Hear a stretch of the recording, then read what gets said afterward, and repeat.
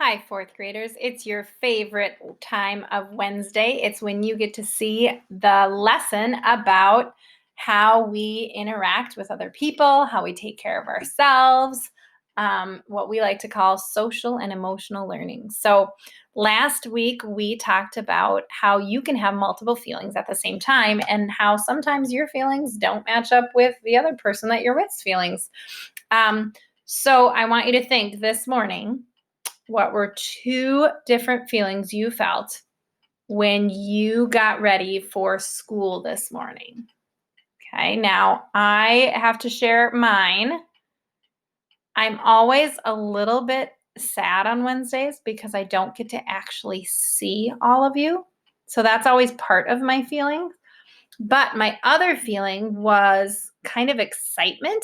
I guess it's not on this picture, but excitement because I've been doing conferences with families these weeks, and I love getting to talk with families about how things are going and just getting to spend a little bit more time with your families and not just you. So, those were two of mine, sad and excitement, which are kind of opposites. So, think about what yours might be. You might have more than two. I bet there's some of you who have that silly one, the dude at the top with the tongue hanging out, right? All right, today's lesson actually goes really well with that lesson about having more than one feeling at a time, because today's lesson is all about um, what to do when people have different perspectives than we do and how we can react to that.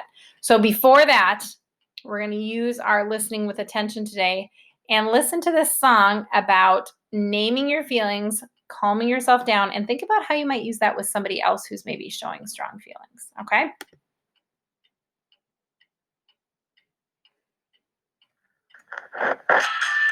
It's astounding. How intense is this feeling? Anger is building up. You need some healing. But listen close. Oh, why did we pause? Sorry, guys. There's a way to do it. Feel the power, keep control, work on through it. Instead of those wild knee-jerk reactions, you gotta get your own attention. Emotions come calling, instead of just falling, to brawling, they calling, or whining and falling. Stop. Name your feel and calm down. Stop. Name your feel and calm down. Stop! Give yourself a signal like stop. Chill. Hold up. Hang on. Send a signal to yourself and stop. Okay. Now name your feeling. Are you angry, embarrassed, worried, scared? Figure it out and name it. Just name your feeling. It's just a thing. It slows you down and makes you think. And then you start to come right down by just breathing. Use self-talk or counting.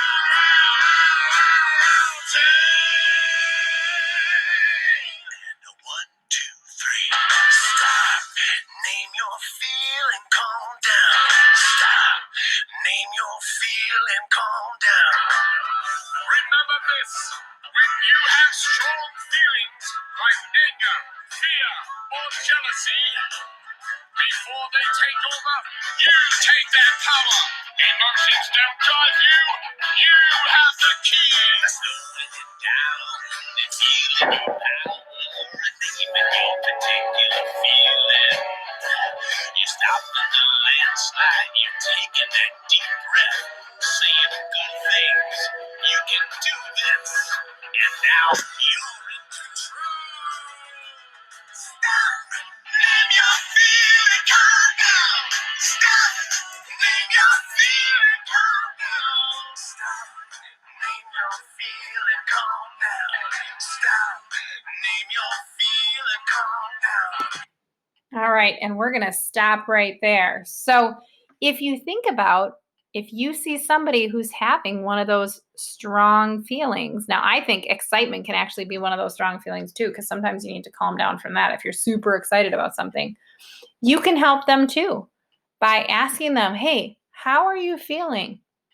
and then helping them to think about ways that you maybe can calm yourself down or they can calm their self down. Maybe it's taking deep breaths. Maybe it's walking away from a situation, right? So I like that song because it kind of gets stuck in your head.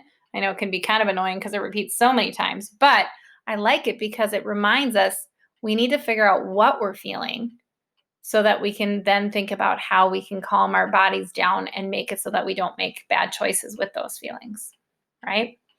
All right, so let's talk more about understanding different perspectives. And this is actually going to go perfectly with our social studies that we've been learning about how people bring different things when they come together. So Edgerton has a wide variety of students at it. Each of those students is going to bring different perspectives. In your neighborhood, you have different perspectives because you have different groups of people that are trying to live near each other, right? So this is, again, a lifelong skill, not just at school, but it's a skill that you can use throughout your entire life, okay? When we understand different perspectives, the first thing we want to do is identify what the perspectives are, why they're different, and then think about responses that we could have if those different perspectives might cause a conflict. So sometimes perspectives are so different, the way we see things is so different that we might actually have a conflict. We might actually kind of fight with somebody about it. And we want to stop that. We want to think of what could we do instead of that to fix the problem. And I think one of the things we just heard, stopping naming our feelings about a situation, can calm a situation down so that you can actually talk about things more peacefully and it doesn't get as conflicted. All right, so here's my first question. This is not a typical thing that we do, but look at this picture. What do you see? Remember, a perspective is how you see things. Look carefully because there's actually two different pictures in this one picture. It's called an optical illusion. It kind of tricks your eye. All right, think. Was the first thing you saw the two faces looking at each other? Did you see that there is an eye here and an eye over here and two noses here and two mouths here, and it looks like people are talking at each other or maybe even having a conflict because they're so close to each other that they're kind of getting in each other's face about it? Okay. But did you see the glass, the fancy goblet? If you look at the black part of the picture primarily, it looks like a goblet. It looks like a fancy glass. Huh. The artist did that on purpose because they wanted to see if you could look at things in more than one way. And that's the important part about when we see things with a different perspectives from somebody else is we need to look at it from their point of view as well, not just our own. We can't get stuck just on our own thinking. So today we're going to learn about that by going to a sleepover. Okay, we're not really going to go to the sleepover with these two kids, but we're going to be part of this sleepover. And you're going to notice that the two kids in this sleepover actually have very different perspectives. And I want you to notice how that makes them feel and how that makes them kind of react to each other because of those different perspectives. Okay? Here's the story. So here's the questions. How did Alex perceive the sleepover? How did Alex see it?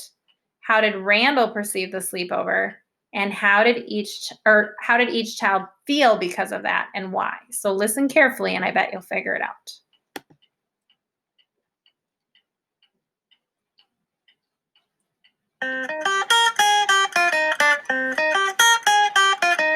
When my brother Randall was my age, he had a sleepover at our house with his friend Alex. Alex thought it went really well, but my brother, well, he had a different perspective.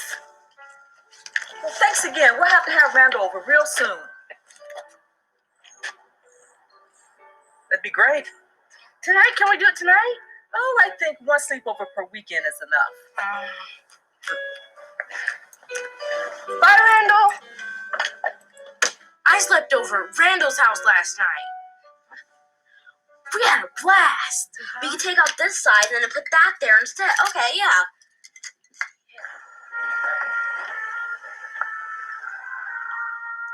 Alex slept over last night. It was the first time I had him over. It was okay, I guess.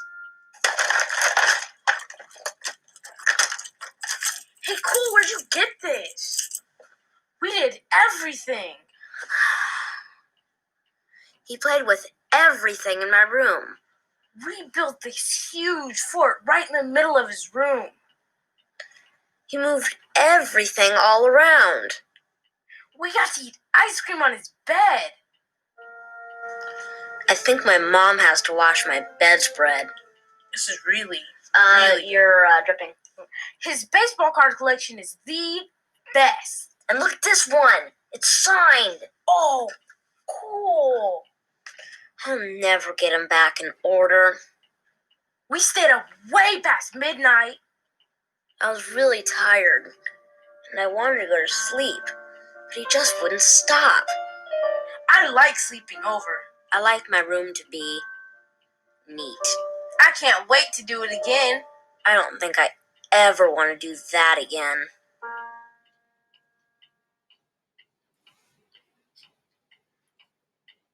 All right.